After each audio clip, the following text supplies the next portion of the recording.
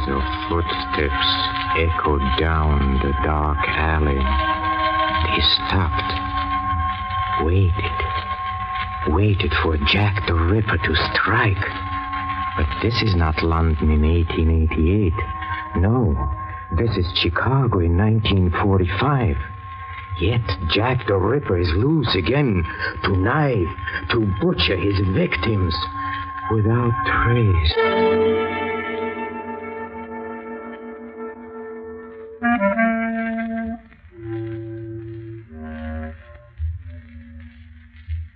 Hello, creeps. This is Peter Lorre, opening the doors of the Mystery Playhouse. If you recall, some 60 years ago, London was terrorized by a one-man crime wave, by a murderer who was never captured and never seen. And tonight, we follow the investigations of Sir Guy Hollis, who firmly believes that Jack the Ripper is still alive, that it is he who is the fiend that once again slashes and kills. There is the element of the supernatural in this story that will amaze you, for it seems that the spirit world has given the black heart of Jack the Ripper the power of everlasting life.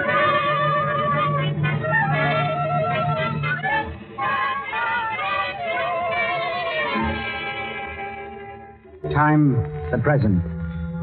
Our scene is the reception room of a well-known Chicago psychiatrist, Dr. John Carmody. Miss Canister, the doctor's assistant, is chatting with a tall, distinguished man who is apparently waiting to consult Dr. Carmody. But surely, Sir Guy, you can't believe a theory that seems so, astrological. I'm afraid I do, Miss Canister. You'll grant, Miss Canister, that we still know very little about the life energy of the sun, about those forces which keep the planets in their spheres and keep a star from spinning astray and crashing into the Wrigley building. Hello there. Oh, Dr. Carmody. I'll be with you in a moment, Mr. Hollis. Miss Canister, will you step into my office, please? Take your time, Doctor. Anything to gain your patient's respect. Oh, what have I done now? It's Sir Guy Hollis. Oh. He's a lord or a knight, or anyway, not a commoner. Attached to the British consulate here. Find out anything else about him? Nothing about his mental condition. He's right out of an English movie. Only thing that's missing is a monocle. Oh, yes, and he's a bug about astrology. Send him in. Mm-hmm. Doctor, we'll see you now, sir. Thank you. It's been a somewhat busy day, Sir Guy. Sorry you had to wait so long. An apology a doctor need never make, sir. Most attractive office, Doctor. It's also my home. Oh, that explains the piano, then, and the painting. Perhaps. What do you think of London, Doctor? London? Why? Have you ever noticed anything strange about it? The fog is famous, although here in Chicago we sometimes have one to match it. Yes, the fog. That's important. You see, it always provides the perfect setting. For what? For murder. Tell me, Sir Guy, what is a Londoner doing in Chicago discussing murder with a psychiatrist? Have you ever heard of Jack the Ripper, Doctor? The murderer? The greatest monster of them all. Worse than Spring Hill Jack or Crippen, even. Red Jack. Red Jack the Ripper. Yes, I've heard of him. Do you know his history, Doctor? See here, Sir Guy, doctors are pretty much in demand these days. I assumed you were a patient, wanted my help as a psychiatrist. If you just wanted to swap old wives' tales about famous crimes, perhaps we might arrange dinner This is some night. no old wives' tale, Doctor. This is a matter of life and death. All right. What is? But listen. London, 1888. Out of nowhere, a shadowy figure with a knife, haunting the squalid dives of Whitechapel and Spitalfields. 6 times that knife descended into the throats and bodies of London's women. 39 stab wounds, the paper said the first time. August 31st, another victim. On September 8th, watchmen making their rounds in the gray dawn stumbled across the third hacked and horrid thing. Well, I understand he used his knife rather well. He was an expert doctor. And where had he learned? At the operating table? The butcher's block? Some said on the police force.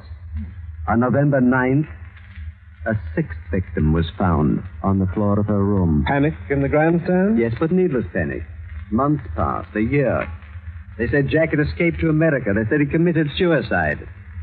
They've been saying things ever since. You tell the story very well, but I'm afraid that's all the time I can give you today, Sir Guy. I haven't finished. I'm anxious to hear the rest of your story. Dr. Carmody, I am on the trail of Jack the Ripper. I've tracked him here to Chicago. You've tracked... See here, Sir Guy. What was the date of those London murders? 1888. Well, look, if Jack the Ripper were even born that year, he'd be 56 today. I'd say Red Jack would be good and dead about now. Would he? Or should I say, would she? Because the Ripper may have been a woman, you know. Do you think I'm insane, Doctor? No. Well, then you might listen to my reason for thinking the Ripper is still alive. I have been studying these cases for 13 years. Talked to officials, friends of the poor drabs he killed, and then I started studying unsolved murders all over the world. Followed a trail of blood. I could show you clippings from San Francisco, Shanghai, Berlin, Cairo, Milan. 87 such murders. And all had the trademark of the Ripper. You remember the New Orleans torso slayings last summer? Well, vaguely. A colleague of mine attended the hearing. Then surely you remember two recent ones here in Chicago. One out on South Durban in September, and then a few weeks ago there was another very much like it up on Posted. Yeah? Well, Doctor? You're a criminologist. But figure it out, Sir Guy. If Red Jack were, say, 30 in 1888, he'd be 86 today. And no man of 86 could have butchered up that Halstead corpse. Suppose he didn't get any older. Suppose Red Jack knew how to stay young. But people do grow old, Sir Guy. Murderers, too. Whether they're women or butchers or scientists, they grow old. What about sorcerers? Who? Necromancers, wizards, practices of black magic. Now, see here, Doctor, I have studied the dates of those 87 murders, and they have an astrological significance.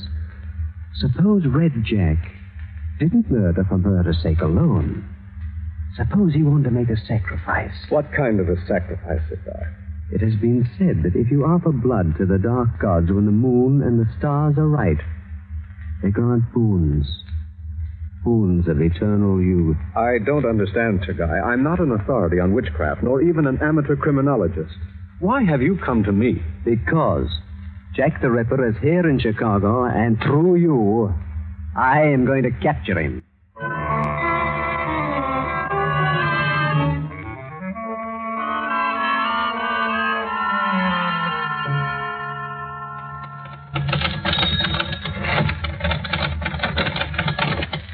Good morning, Doctor.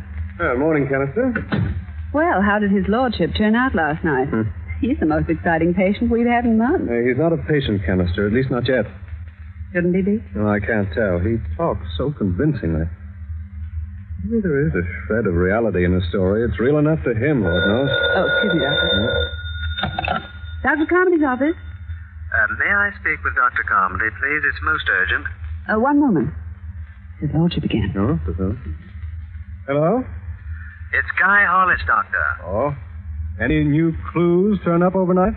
You're willing to go through with it? Oh, just this minute sent my nurse out for a magnifying glass and a pair of I don't handcuffs. think that'll be necessary, Doctor. Now, look here, Sir Guy. How can I possibly help you? I have good reason to believe the Ripper is among your acquaintances. What good reason? I'll tell you when I see you. I understand Lester Benton, a friend of yours who writes a column for the Sun Herald, has invited you to a party tonight. Yes, that's right. How did you know that? I hope that you'll take me with you. Take you with me? I told you that I have plotted the astrological chart. The Ripper must make a sacrifice before this night passes. Oh, okay.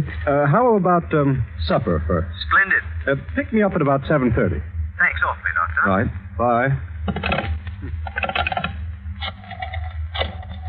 Are you sure you're doing the right thing? That's why I wanted him to supper first. If he proves dangerous, I'll manage to sidetrack him somehow. I hope Lester's in.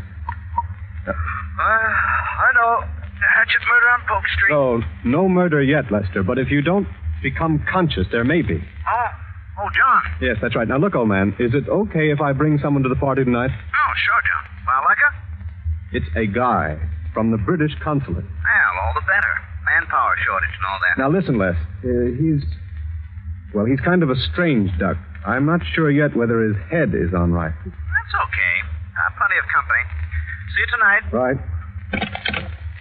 Canister, all that remains now is for Sir Guy and I to attend the party tonight and capture the Ripper. What are you talking about? Well, Sir Guy says the Ripper will be there tonight. You're joking. I am, yes. But Sir Guy isn't. And perhaps he's right.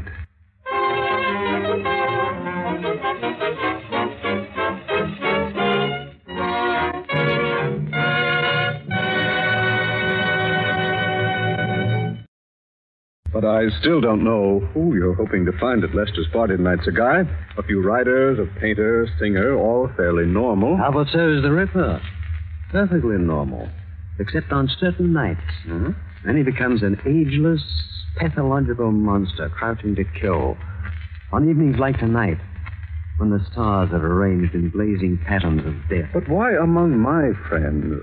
Because they are the kind of people the Ripper seeks out. But I warn you, Sir Guy, once these people find out what you're up to, you'd better be prepared for just about anything. I'll be ready. Look, what's that you got there? See here, Sir Guy, you can't go around among my friends with a gun in your pocket. Oh. Then you keep it for me. Yeah. But be prepared to use it. Sure. Well, come on. The party should be in full swing by now.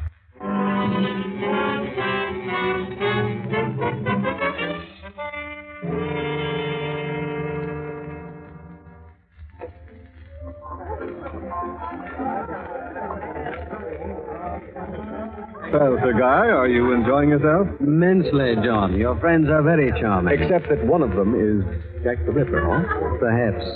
And if I get the opportunity, I think I'll show you how we can find out. Soon, I hope. It's 1 o'clock. I should be leaving. Leaving? Leaving? Who said leaving? Are you trying to spoil my party, John? Well, Lester, it is late. Don't be a killjoy, John. I've hardly met our honored guest. Oh, dear. Are you here on a military mission, Sir Guy? Not exactly. Well, then it's not secret. Oh, not at all, Mr. Benton. I'm on the trail of Jack the Ripper. Jack? Well, it's rude of us to be so curious. Sir Guy has an idea that Jack the Ripper is prowling around Chicago, Les, and he's out to find him. Oh, really? Sir Guy is serious. Well, he should be. According to some old files I've read, Red Jack was something of a menace. Had some ripping good times. Les, your puns get worse daily. Oh, they're not Sir bad. Guy is sure that the Ripper is responsible for the South Dearborn murder. And the one up on Halstead a few weeks ago. You've covered them, Les. What's your idea? Could be. Very neat carving on both of them. But the victims were men. I thought the Ripper was only interested in women. Oh, not at all. It's probably occurred to you that the women we know the Ripper sought were fairly vivid symbols. A kind of living comment on the society which he detested. Oh, yes. And then just as our laws change and our society changes, so then must his victims change. Cut out the music. With each new age, the Ripper discovers a new symbol of protest. But tell us, Sir Guy, which do you hope to find here? The Ripper or the symbol? Yes, I'm rather curious about that, myself. The Ripper. All right, boys and girls. We're trapped. Let's face it. I told you he was serious. I know, John, but what can a considerate host do? I've got it. Laverne, let's have that bread knife there on the sideboard. Oh, Les. Thanks. Sir Guy has come a long way on a difficult mission, so let's give him a fair chance. I'll turn out the lights for 1 minute, and Sir Guy can stand here in the middle of the room with the bread knife. Now, if anyone here is the Ripper, they can either make a break for it or take the opportunity to, eradicate the pursuer. That's fair enough, Sir Guy? Fair enough, Lester. Laverne, some suitable background music, please. Something Wagnerian, you know. Now, choose your partners for the kill, ladies and gentlemen. Every 60 seconds of darkness for evil to make its cosmic presence known. Unchallenged, unmolested, let the Ripper ride. A minute for death, at the end of which we'll look for the bodies. Ready? All right, silence. Now, turn out the lights.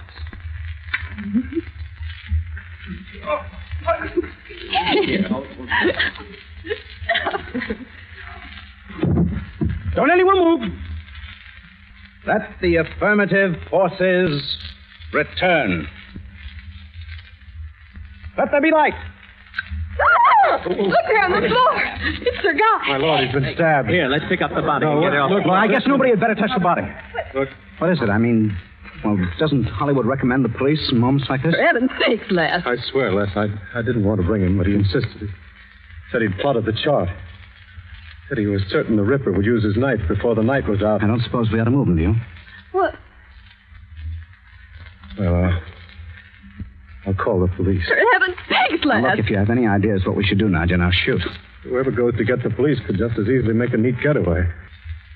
Lord, Les, if he was right about the Ripper... But I wasn't, John. What about him? Hey, wait a minute. Look at Now, wait, I really don't think that's really quite scared the kind of a to joke death. we should have had. Please, forgive me, Nadja, for frightening you so.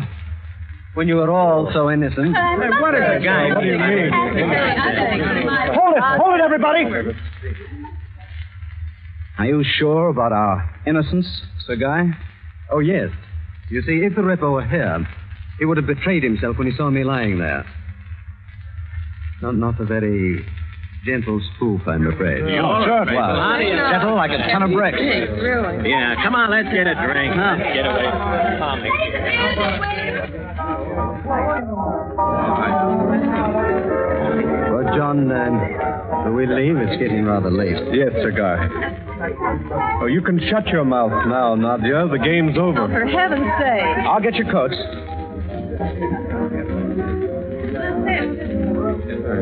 Thanks. Well, goodbye, everyone, and forgive me if I gave you an unnecessary scare. Oh, they've forgotten about it already, Sir Guy.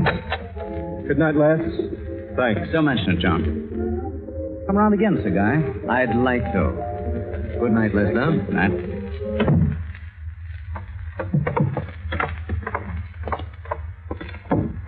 I suppose you're thinking that I'm guilty of the same sort of sensational tricks as our friend the Ripper, but I want only to rid the world of a devilish fiend who lives by the blood of others. As Les said, they've all forgotten it by now. Well, I guess I was wrong to seek him out at a party. You know, we're far more likely to find him out here in the darkness and the fog, perhaps along a lonely, shadowed street such as this, or perhaps in a neglected dead end, like this one here. Now, Sir Guy. Please, do me one more favor. It's only a hunch, but let's turn up this alley, see what it has to offer. Remember, the Ripper must make a sacrifice tonight. Well, as long as I've gone this far. Thanks, old boy. Yes, this is what the Ripper likes. Small, gaping alleyway. Hardly noticeable to the rest of the city. It'll be in a hidden corner like this where I'll capture him. And I'll turn the bloody swine over to the police. He's a mad beast, John. An ageless monster let loose on the world. There's nothing up here, Sir Guy. No, just to the end of the alley, John. And we'll turn back, I promise. Look, Sir Guy, don't you think this is carrying a hobby a little too far? A hobby, John? In 1888, one of those nameless drabs the Ripper killed was my mother. What? Yes. My father spent his life searching for the Ripper. Caught up with him, too, about 1926 in Hollywood, where he was stabbed in a brawl. The police never learned who it was. But I know it was the Ripper. And I'll live till I find him. I swear I will. Let me have my gun now, John. We've left your friends, and I feel safer with my gun on me. Now, see here, Sir Guy. Oh, please, John, now let me carry the gun. Now let me have it, John. Please. All right. You insist.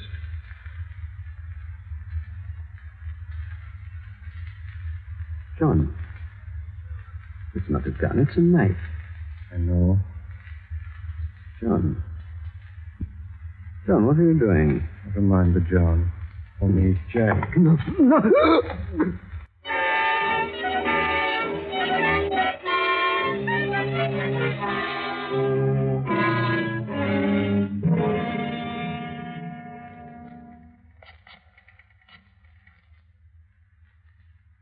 Hello, Lester. Canister. I didn't get you out of bed, did I? Yes, the police picked John up this morning. The guy? Oh, he's dead, all right. Oh, it's horrible, Les. Well, of course he's in a cell. All right, Les, I'm going in now and talk to John. Insane? Of course he must be. Right, Les, I'll meet you here at the jail.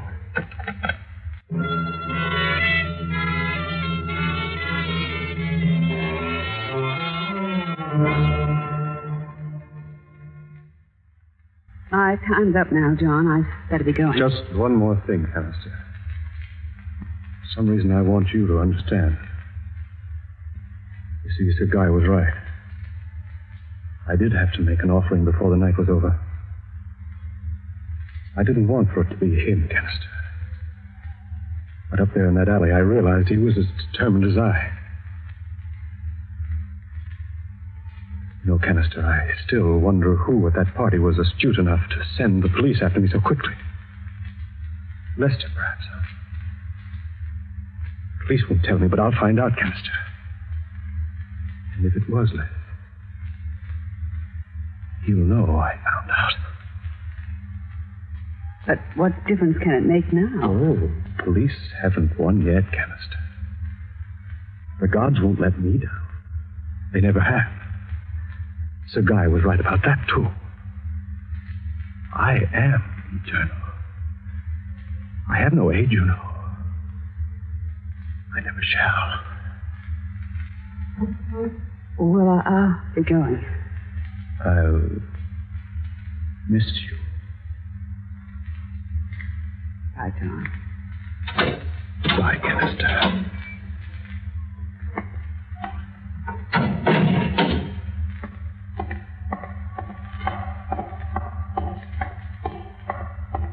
Lester. Canister, I've died 10 times over. Why, Les? He's safe today. The charge, you know. I still died 10 times over. He suspects it was you who called the police. As long as he doesn't suspect you put me wise. Now, will you tell me how you found out about it?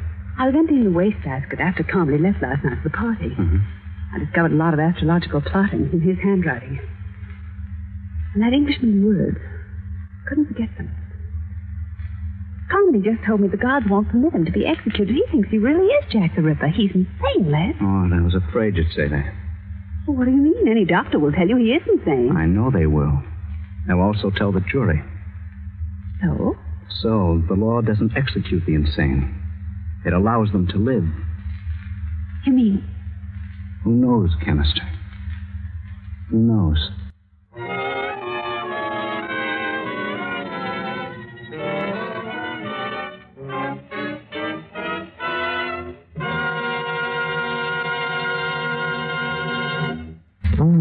Comfortable thought, isn't it?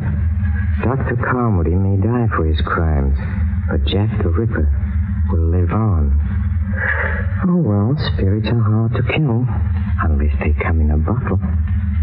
This is Peter Loring, closing the doors of the Mystery Playhouse. Until next time, good night, sleep tight.